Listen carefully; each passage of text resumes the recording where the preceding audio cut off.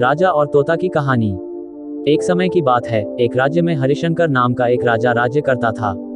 उस राजा के 3 पुत्र थे। वह चाहता था कि उसका सबसे योग्य पुत्र उसका सिंहासन संभाले, लेकिन वह इस बात को लेकर संशय में था कि वह तीनों में से किसे अपना सिंहासन सौंपे। एक दिन राजा को एक युक्ति सूझी। उसी समय उसने अपने तीनों पुत्रों को बुलाकर कहा, बेटा, आज मैं आप सबसे एक सवाल पूछता, अगर आपके सामने कोई अपराधी खड़ा हो तो आप उसका क्या करेंगे?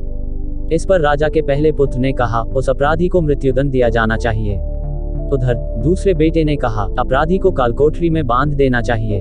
जबकि तीसरे बेटे ने कहा, पिताजी, उसे सजा देने से पहले हमें यह देखना चाहिए कि उसने वास्तव में अपराध किया है या नहीं। इस पर राजा के तीसरे पुत्र ने सबको कहानी सुनाई। एक राजा था जिसके पास एक बुद्धिमान तोता था। एक बार तोते ने राजा से कहा, मैं अपने माता पिता के पास जाना चाहता हूँ। राजा ने उसकी बात नहीं मानी, पर तोते ने हार नहीं मानी। उन्होंने लगातार महाराज से आग्रह किया कि मुझे मेरे माता पिता के पास जाने दिया जाए। अंत में राजा ने तोते की बात मान ली और कहा, ठीक है, तुम अपने माता पिता से मिलने आ जाओ, लेकिन वहाँ ज्यादा देर मत रहना। राजा ने तोते को सिर्फ 5 दिन की इजाजत दी और कहा, तुम 5 दिन में अपने घर वालों से मिलकर लौट आना।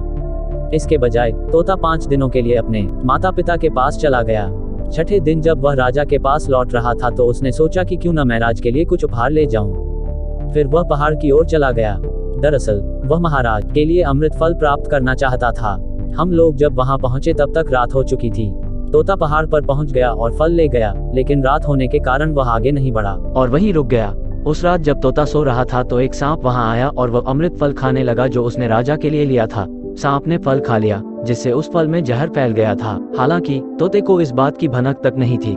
अगली सुबह जब वह उठा तो वह फल लेकर महल की ओर चल दिया। जब वह महल पहुंचा तो खुशी खुशी सीधे राजा के पास गया और बोला, महाराज, मैं आपके लिए यह अमृत लाया हूँ। इसे खाओगे तो हमेशा के लिए अमर हो जाओगे।